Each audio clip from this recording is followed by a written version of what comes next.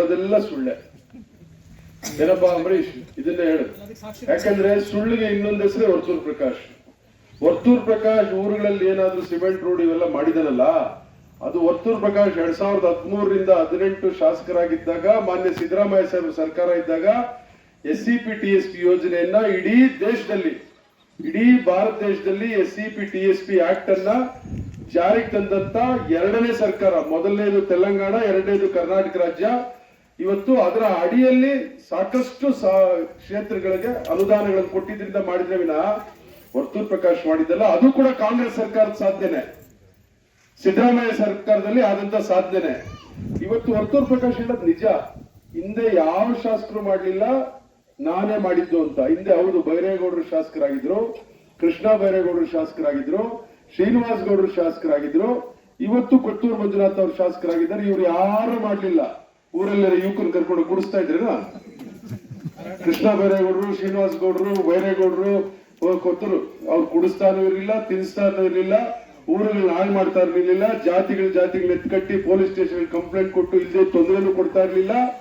ಎಲ್ಲ ಸತ್ಯನೇ ಇಲ್ಲ. ವರ್ತೂರ್ ಪ್ರಕಾಶ್ ಹೇಳ್ತಾರೆ, ಹಿಂದೆ ಯಾವ ಶಾಸಕರು ಮಾಡಿದಾರೆ ನಾನ್ ಮಾಡ್ತಾ ಇದ್ದೀನಿ ಅಂತ ಹೇಳ್ತಾರೆ ಅಲ್ವಾ.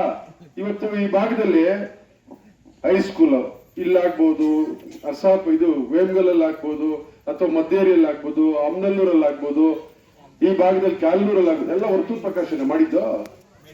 ಮೇಡ್ಯಾಳದಲ್ಲಿ ಆಗ್ಬೋದು, ಈ ವೆಟರ್ನರಿ ಹಾಸ್ಪಿಟಲ್ ವರ್ತೂರ್ ಪ್ರಕಾಶನ ಮಾಡಿದ್ದು.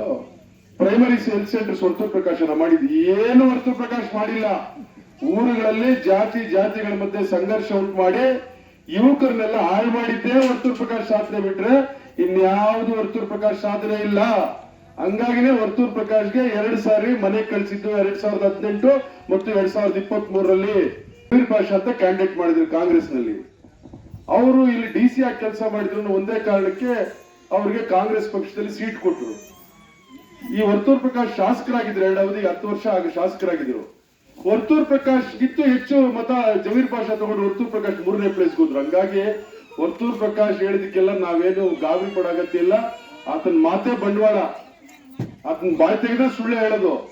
ಇತ್ತೀಚೆಗೆ ಏನ್ ಮಾಡ್ಕೊಂಡ್ಬಿಟ್ಟಿದೆ, ಈ ಶ್ರೀನಾಥನ್ ಬೇರೆ ಇದ್ ಮಾಡ್ಕೊಂಡ್ಬಿಟ್ಟಿದ್ದಾನೆ. ಹಿಪ್ನಾಟಿಸಮ್ ಅಂತಾರೆ, ಅದು ಕನ್ನಡದಲ್ಲಿ ಏನ್ ಹೇಳ್ತಾರೆ ಗೊತ್ತಿಲ್ಲ. ಅಂದ್ರೆ ವಶೀಕರಣ. ಈ ಇದ್ನು ಶ್ರೀನಾಥ್ ಏನಾಗಿದೆ, ಏನೇನ್ ಹೇಳ್ತಿದ್ರೆ ಹೂಗುಡ್ತಾ ಇರ್ತಾರೆ ಹಿಂಗೆ, ಹಂಗಾಗ್ಬಿಟ್ಟಿದೆ. ಹಂಗಾಗಿ ಯಾರು ಕೂಡ ತಲೆ ಕೆಡಿಸ್ಕೊಳ್ಬೇಕಾಗಿಲ್ಲ. ಇಲ್ಲಿ ಕೈಗಾರಿಕೆಗಳು ತಂದಿದ್ದು ಕೃಷ್ಣ ಬೈರೇಗೌಡರು ಇಲ್ಲಿ ಶಾಸಕರಾಗಿದ್ದಂತ ಸಂದರ್ಭದಲ್ಲಿ ನರಸಾಪುರ ಭಾಗದಲ್ಲಿ ಸುದರ್ಶನ್ ಅವರ ಅವತ್ತು MLC ಆಗಿದ್ದಾಗ ಈ ಭಾಗದಲ್ಲಿ ಕೈಗಾರಿಕೆಗಳು ತಂದಿದ್ದು. ಇಲ್ಲಿ ಕೈಗಾರಿಕೆಗಳು ಬಂದಿದ್ದು ಸಿದ್ದರಾಮಯ್ಯ ಸಾಹೇಬರು ಮುಖ್ಯಮಂತ್ರಿ ಆಗಿದ್ದಾಗ ಮೊದಲನೇದಾಗಿ ಸಿದ್ದರಾಮಯ್ಯ ಸಾಹೇಬರು ಬಂದು ಏನ್ಗಲ್ನಲ್ಲಿ ಚಾಲನೆ ಕೊಟ್ಟಿದ್ದು. ಕೈಗಾರಿಕೆಗಳು ತಂದಿದ್ದು, ಇಲ್ಲಿ ಹೈಸ್ಕೂಲ್ಸ್ ಆಗಿದ್ದು, ಪ್ರೈಮರಿ ಹೆಲ್ತ್ ಸೆಂಟರ್ಸ್ ಆಗಿದ್ದು, ಎಲ್ಲಾ ಮಾಡಿರೋದು ಹಿಂದಿನ ಶಾಸಕರೇ. ಎಲ್ಲಾದ್ರೂ ವರ್ತೂರ್ ಪ್ರಕಾಶ್ ಇಡೀ ಕೋಲಾರ ವಿಧಾನಸಭಾ ಕ್ಷೇತ್ರದಲ್ಲಿ ಇವತ್ತು ವರ್ತೂರ್ ಪ್ರಕಾಶ್ಗೆ ಒಂದು ಸವಾಲು. ಒಂದು ITI ಮಾಡಿಸಿದ್ರೆ, ITI ಕಾಲೇಜು, ಡಿಪ್ಲೊಮಾ ಕಾಲೇಜ್ ಮಾಡಿಸಿದ್ರೆ, ಅಥವಾ PU ಕಾಲೇಜ್ ಮಾಡಿಸಿದ್ರೆ, ಅಥವಾ ಡಿಗ್ರಿ ಕಾಲೇಜ್ ಮಾಡಿಸಿದ್ರೆ ಹೇಳಿ ವರ್ತೂರ್ ಪ್ರಕಾಶ್. ಅಥವಾ ಒಂದು ಪ್ರೈಮರಿ ಹೆಲ್ತ್ ಸೆಂಟರ್ ಮಂಜೂರು ಮಾಡಿಸಿದ್ರೆ, ಅಥವಾ ಪ್ರೈಮರಿ ಹೆಲ್ತ್ ಸೆಂಟರ್ ನ ಅಪ್ಗ್ರೇಡ್ ಮಾಡಿಸಿದ್ರೆ. ವೇಮ್ಗಲ್ನಲ್ಲಿ ಪ್ರೈಮರಿ ಹೆಲ್ತ್ ಸೆಂಟರ್ ಇದ್ದ ಅಪ್ಗ್ರೇಡ್ ಮಾಡಿಸಿದ್ದು ಯಾರು ಗೊತ್ತಾ? ರಮೇಶ್ ಕುಮಾರ್ ಸಾಹೇಬ್ರು ಹೆಲ್ತ್ ಮಿನಿಸ್ಟರ್ ಇದ್ದಾಗ. ರಮೇಶ್ ಕುಮಾರ್ ಸಾಹೇಬ್ರು ಆರೋಗ್ಯ ಸಚಿವರಾಗಿದ್ದಾಗ ದರ್ಗಾದಲ್ಲಿರ್ತಕ್ಕಂಥ ಪ್ರೈಮರಿ ಹೆಲ್ತ್ ಸೆಂಟರ್, ವೇಮ್ಗಲ್ ನ ಪ್ರೈಮರಿ ಹೆಲ್ತ್ ಸೆಂಟರ್ ನ ಅಪ್ಗ್ರೇಡ್ ಮಾಡಿ ಕಮ್ಯುನಿಟಿ ಹೆಲ್ತ್ ಸೆಂಟರ್ ಮಾಡಿ 30 ಬೆಡ್ ಹಾಸ್ಪಿಟಲ್ ಮಾಡಿದ್ದು. ಇವೆಲ್ಲ ನಮಗೂ ಮಾತಾಡೋದು ಬರ್ತದೆ. 1 ಸಾರಿ ಹೇಳ್ಬೋದು, 2 ಸಾರಿ ಹೇಳ್ಬೋದು. ಜನ 1 ಸಾರಿ ಯಾಮಾರ್ಬೋದು, 2 ಸಾರಿ ಯಾಮಾರ್ಬೋದು, ಮತ್ತೆ ಯಾಮಾರ್ತಾರ. ಜನ ಕೂಡ ಬುದ್ಧಿವಂತರೆ. ನಾವೇನು ಯಾರನ್ನು ಕೊಂಡಿಟ್ಕೊಂಡಿಲ್ಲ. ಇವ್ರನ್ಯಾರಾದ್ರೂ ಕೊಂಡಿಟ್ಕೊಂಡಿದೀವಾ? ಏನಿಲ್ಲ. ಅವರೆಲ್ಲ ಪ್ರೀತಿ ವಿಶ್ವಾಸದಿಂದ ಬಂದಿದ್ದಾರೆ. ದುಡ್ಡು ಕಾಸು ವಾಪಸ್ ಕಲೆಕ್ಟ್ ಮಾಡ್ತಾರೆ. ಮೊನ್ನೆ ಡೈರಿ ಎಲೆಕ್ಷನ್ ಅಲ್ಲಿ ಇದೇ ರಮೇಶ್ ಇದೇ ರಮೇಶ್ ಅವರು ಡೈರಿ ಎಲೆಕ್ಷನ್ ನಿಂತಿದ್ರು. ಇವ್ರ ವಿರುದ್ಧವಾಗಿ ವರ್ತೂರ್ ಪ್ರಕಾಶ್, CMR ಶ್ರೀನಾಥ್, ಇನ್ನೊಬ್ಬರನ್ನ ಜನಗಟ್ಟ ಕೃಷ್ಣಣ್ಣ ಅಂತೇಳಿ ನಮ್ಮವ್ರನ್ನ ಒಬ್ರು ನಿಲ್ಸಿದ್ರು. ಎಲೆಕ್ಷನ್ ಮುಂಚೆ ಬಂದು ದುಡ್ಡು ಕೊಟ್ಟರು. ಎಲೆಕ್ಷನ್ ಆದ್ಮೇಲೆ ನಮ್ ಕ್ಯಾಂಡಿಡೇಟ್ ಸೋತಿದೆ ಅಂತೇಳಿ ಮನೆಗೆ ಹೋಗಿ ವಸೂಲ್ ಮಾಡಿದ್ರು. ಇಂಥ ಗಿರಾಕಿಗಳು ಇವ್ರ ಬಗ್ಗೆ ನಾವು ಮಾತಾಡೋದಷ್ಟು ನಂಬಾಯಿ ಹೊಡ್ಸಾಗ್ತದೆ. ಇದೇನು ಒಳ್ಳೇದಾಗೋದಿಲ್ಲ. ಎಲ್ರಿಗೂ ನಮಸ್ಕಾರ. ಎಲ್ಲ JCB ಇಟ್ಕೊಂಡಿರೋ ಕ್ಯಾಂಡಿಡೇಟ್ ಮಾಡ್ಬಿಟ್ಟವ್ರೆ. ಎಲ್ಲ ಕೆರೆಗೆ ಹಾಳು ಮಾಡಕ್ಕೆ ಕ್ಯಾಂಡಿಡೇಟ್ ಮಾಡೋರು. ನಾವೇ ಹೇಳಿದ್ವ ಕಾಂಗ್ರೆಸ್ನವರು JCB ಇಟ್ಕೊಂಡಿರೋರ್ನ ಕ್ಯಾಂಡಿಡೇಟ್ ಮಾಡಿ ಇವತ್ತು JDSನವರು, ಅವ್ರ ಪಾರ್ಟಿಯವರೇ, ಅವ್ರ ಮೈತ್ರಿ ಪಾರ್ಟಿಯವರೇ ಕ್ಯಾಕರ್ ಸುಗಿತಾವ್ರೆ. ಈ ಭಾಗದಲ್ಲಿ ಕೆರೆಗಳ ಸ್ವರೂಪನೇ ಕಳ್ಕೊಂಡ್ಬಿಡ್ತು. ವರ್ತೂರ್ ಪ್ರಕಾಶ್ MLA ಆದ್ಮೇಲೆ ಬೈರೇಗೌಡರಿಂದ ಕೆರೆಗಳಲ್ಲಿ ಮರಳು ತೆಗಿತಾ ಇದ್ರಾ? ಮರಳು ತೆಗಿಯಕ್ಕೆ ಅವಕಾಶ ಇತ್ತಾ? ಕೃಷ್ಣ ಬೈರೇಗೌಡರು MLA ತೆಗಿಯಕ್ಕೆ ಅವಕಾಶ ಇತ್ತಾ?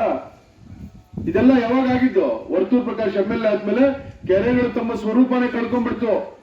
ಒಂದೊಂದು ಕೆರೆ 50 ಅಡಿ 100 ಅಡಿ ಆಳಕ್ಕೆ ಹೋಗಿ ಮರಳು ತೆಗೆದು ಅವ್ರ ಶಿಷ್ಯರೆಲ್ಲ ಅದೇ ದಂಧೆ ಆಗೋಗಿತ್ತು ಬಿಸ್ನೆಸ್. ಅವನೇ ಹೇಳ್ತಾ ಇದ್ದ, ಹೌದು ಒಂದು ಯಾರು ಕೂಡ ಗೊತ್ತು ನಿಮ್ಮೂರವನು, ನಿಮ್ಮೂರಲ್ಲಿ ಹೌದು ಹೌದು ಅಂತ ಹೇಳ್ತಾ ಇದ್ದಲ್ಲ, ಅವನು ಯಾರತ್ತು ಗೊತ್ತು, ಅವನು ನಮ್ ತಕ್ಕ ಬರ್ತಾ ಇದ್ದ, ಬಸ್ಕಿಗಳು ಹೋಗ್ತಾ ಇದ್ದ. ಇರ್ಲಿ, ಇವೆಲ್ಲ ನೋಡಿದೀವಿ. ದಯಮಾಡಿ ಅದು ಯಾವುದಕ್ಕೂ ಕಿವಿಗೊಡಬೇಡಿ. ಕಾಂಗ್ರೆಸ್ ಪಕ್ಷ ಶಾಸಕರು ಹೇಳ್ದಂಗೆ ಎಲ್ಲ ಬಡವರ ಪರವಾಗಿ ಕೊಟ್ಟಿದೆ.